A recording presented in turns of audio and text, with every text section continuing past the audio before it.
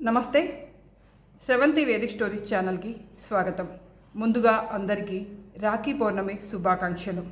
ఈ రాఖీ పౌర్ణమి మనం ఎందుకు జరుపుకుంటాం, రాఖీ పౌర్ణమి విశేషత ఏంటి అని తెలియచెప్పడానికి అనేక కథలు ప్రాచుర్యంలో ఉన్నాయి. వాటిలో కొన్నింటి గురించి మనం ఇప్పుడు తెలుసుకుందాం. పూర్వం దేవదానవులకి భీకరమైన యుద్ధం జరుగుతూ ఉండేది. అలా యుద్ధం జరిగిన ప్రతిసారి దేవతలు దానవుల చేతిలో ఓడిపోతూనే ఉండేవాళ్ళు. దేవతల రాజైన ఇంద్రుడు ఈ పరాక్రమాన్ని తట్టుకోలేక కుమిలిపోతూ ఉండేవాడు. దానికి పరిష్కార మార్గాన్ని కనిపెడదామని చెప్పి ఇంద్రుడి భార్య అయిన సచీదేవి దేవగురువు అయిన బృహస్పతి వద్దకు వెళ్ళి అడుగుతుంది. బృహస్పతి దానికి పరిష్కార మార్గం నేను ఇవ్వలేని తల్లి, కేవలం విష్ణుమూర్తి మాత్రమే నీ భర్తను దానవులతో జరిగే యుద్ధంలో గెలిపించగలడు అని చెప్తాడు.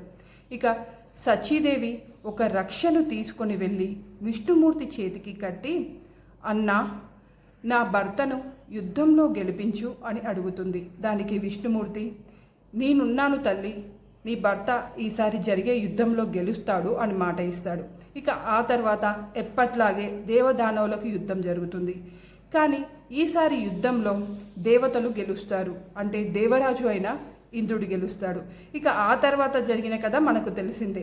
విష్ణుమూర్తి వామన రూపంలో వెళ్ళి బలిచక్రవర్తిని పాతాళంలోకి తొక్కేసి ఇక దానవుల రాజ్యాన్ని అంతం చేసిన కథ మనకు తెలిసిందే. ఇక రెండో కథ విషయానికి వస్తే ఇది మహాభారత కాలం నాటిది, అంటే ద్వాపర యుగం నాటిది. ఒకరోజు శ్రీకృష్ణుడు తన అష్టభార్యలు తన చెల్లి అయిన ద్రౌపదితో కలిసి ఉద్యానవనంలో విహరిస్తూ ఉంటాడు.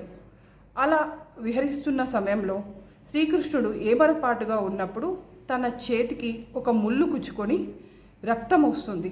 తన అష్టభార్యలు ఆ రక్తాన్ని, ధారాపాతంగా కారుతున్న రక్తాన్ని ఆపడానికి ఒక వస్త్రాన్ని తీసుకొని వద్దామని చెప్పి అష్టదిక్కులకి పరిగెడతారు. కానీ అక్కడే ఉన్న ద్రౌపదీదేవి తన చీర కొంగుని చింపి శ్రీకృష్ణుడికి ధారాపాతంగా కారుతున్న రక్తానికి రక్షగా అడ్డుగా కడుతుంది.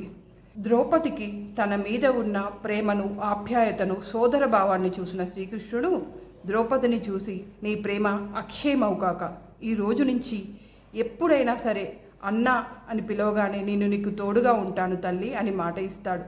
ఇచ్చిన మాట ప్రకారమే నిండు సభలో ద్రౌపది వస్త్రాపహరణం చేస్తున్న సమయంలో శ్రీకృష్ణుడు అక్షయమైన వస్త్రాలు ఇచ్చి తన మాట నిలబెట్టుకుంటాడు. ఇది పురాణాల్లోని రెండో కథ. ఇక మూడో కథ విషయానికి వస్తే ఇది ఇప్పుడు కలియుగంలో జరిగిన కథగా చెప్పుకుంటూ ఉంటారు. గ్రీకు రాజు అయిన అలెగ్జాండర్ మన పురుషోత్తముడు, జీలం నది అవతల ఉన్న పురుషోత్తముడిని గెలవడానికి యుద్ధానికి వస్తున్నాడు అని తెలుస్తుంది. ప్రపంచ విజేత అలెగ్జాండర్, కానీ పురుషోత్తముడు మీద గెలవడం అనేది అసాధ్యం. చెప్పినా వినకుండా యుద్ధానికి వస్తుండడంతో తన భార్యకి విషయం అర్థమైపోయి పురుషోత్తముడి దగ్గరికి వచ్చి తన చేతికి ఒక రక్ష కట్టి, ఒకవేళ నా భర్త నీతో జరిగిన యుద్ధంలో గనక ఓడిపోతే నా భర్తను క్షమించన్నా అని చెప్పి వెళ్ళిపోతుంది. ఎప్పట్లాగే అలెగ్జాండర్ పురుషోత్తముడి దగ్గరికి యుద్ధానికి వస్తాడు. ఆ యుద్ధంలో అలెగ్జాండర్ ఘోరంగా ఓడిపోతాడు. అయినా సరే అలెగ్జాండర్ని చంపుదామని చెప్పి పురుషోత్తముడు కత్తి పైకి ఎత్తగానే అతని చేతికి అలెగ్జాండర్ భార్య రుక్సానా కట్టిన రక్ష చూసి వెంటనే అలెగ్జాండర్ని చంపకుండా పురుషోత్తముడు ఆగిపోతాడు. ఇది చరిత్రలో మూడో కథ. ఇది రాఖీ పౌర్ణమిని విశిష్టతను గురించి తెలియజెప్పే కొన్ని కథలు. అసలు రాఖీ పౌర్ణమి అనేది కేవలం మన రెండు తెలుగు రాష్ట్రాల్లోనే కాకుండా యావత్ దేశం మొత్తం రకరకాల పేర్లతో జరుపుకుంటూ ఉంటారు. జంధ్యాల పౌర్ణిమ అని, హయగ్రీవ పౌర్ణిమ అని, శ్రావణ పౌర్ణిమ అని, ఇలా రకరకాల పేర్లతో జరుపుకుంటూ ఉంటారు. ఈ రోజున గురుకులాల్లో కొత్త శిష్యులు జాయిన్ అవుతూ ఉంటారు. ఇక జంధ్యాలు కూడా ఈరోజు మార్చుకుంటూ ఉంటారు. ఈ రోజున ఆడపిల్లలు వాళ్ళ పుట్టింటికి వెళ్ళి అన్నదమ్ములకు రక్ష కట్టి పుట్టిల్లు సుఖ సంతోషాలతో ఆరోగ్యాలతో ఉండాలని మనస్ఫూర్తిగా దీవిస్తుంది. అన్నదమ్ములు కూడా వాళ్ళ ఆడపిల్లలకి మేమున్నాం మీకు తోడుగా, మేమున్నాం మీకు రక్షగా అంటూ మాట ఇస్తారు. ఇక ఆడపిల్ల అంటేనే లక్ష్మీదేవి స్వరూపం. ఏ ఇంట్లో అయితే ఆడపిల్ల ఉంటుందో ఆ ఇంట్లో ధన ధాన్యాలు, భోగ భాగ్యాలు, సుఖ సంతోషాలతో విలసిల్లుతూ ఉంటుంది. ఆడపిల్లకి రక్ష కోసం దేవుడు అన్న రూపంలో, తమ్ముడు రూపంలో ఆ ఇంట్లో ఒక మగ పిల్లాన్ని పుట్టిస్తూ ఉంటాడు.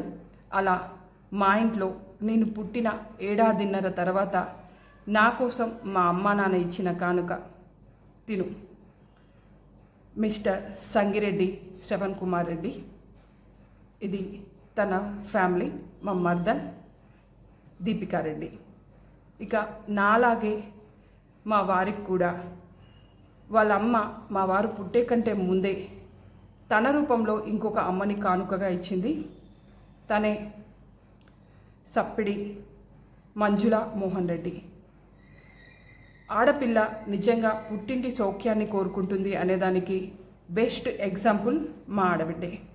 సో మీకు కూడా మీ జీవితంలో ఇలా ఎవరైనా వెలకట్టలేని కానుకలు ఉంటే, మీ అమ్మా నాన్న మీకోసం ఇచ్చిన వెలకట్టలేని కానుకలుంటే మాకు కామెంట్ రూపంలో తెలియచేయండి. మరొకసారి మీ అందరికీ రక్షాబంధన్ శుభాకాంక్షలు. ఈ జగత్తు ఉన్నంత వరకు కూడా అన్నదమ్ముళ్ళ, అక్క చెల్లెళ్ళ అనుబంధం నిలబడుతూ ఉందని